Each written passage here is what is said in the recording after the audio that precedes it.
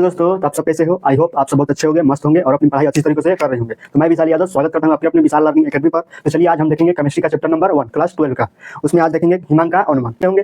चलिए अब देखते हैं हिमांक का अवनमन। ये हमारे यहाँ से टॉपिक इंपॉर्टेंट स्टार्ट होता है। अब देखिए हिमांक का अवनमन क्या होता है। तो अभी बताया कि जब किसी शुद्ध विलायक में जैसे देखिए, जब किसी शुद्ध विलायक में यानी द्रव पदार्थ है, जब किसी शुद्ध विलायक में अवाष्पशील विलेय पदार्थ को घोला जाता है, यानी अवाष्पशील विलेय पदार्थ क्या हो जाएगा। जैसे नमक को हम ले लेते हैं, नमक के क्या है, अवाष्पशील विलेय है। क्योंकि जब नमक को जल में मिलाकर जब गर्म करेंगे तो जल क्या हो जाएगा, वाष्प में परिवर्तित हो जाएगा और नमक क्या हो जाएगा, उसके बर्तन की पेंदी में क्या हो जाएगा, एकत्र हो जाएगा। इसलिए वह क्या है, अवाष्पशील विलेय पदार्थ है यानी नमक। तो क्या हो जाएगा, जब किसी शुद्ध विलायक में अवाष्पशील विलेय मिलाया जाता है तो विलयन के हिमांक में जो कमी होती है, यानी जो पहले जो हिमांक था उसकी तुलना में जब हम उसमें विलेय पदार्थ को मिला रहे हैं, उसमें क्या हो रहा है, हिमांक में कमी आ रही है। उस कमी को ही हम क्या कहते हैं, हिमांक का अवनमन। ये आपको पता होगा तो आप इस जो ये परिभाषा है वो आप आसानी से लिख सकते हैं। तो देखिए अवाष्पशील विलेय यानी क्या, NaCl नमक। अवाष्पशील विलेय को विलायक में मिलाने पर यानी जल में मिलाने पर उसका वाष्प दाब घट जाता है, यानी जो उसका वाष्प दाब है वो घट जाता है। जब अवाष्पशील विलेय पदार्थ को जब हम विलायक में मिलाएंगे तो उसका जो वाष्प पहले से वाष्प दाब था वो बाद में क्या हो जाएगा, घट जाएगा। तो उसका वाष्प दाब घट जाता है, जबकि हिमांक भी घट जाता है। जब वाष्प दाब घटेगा तो हिमांक भी घटेगा।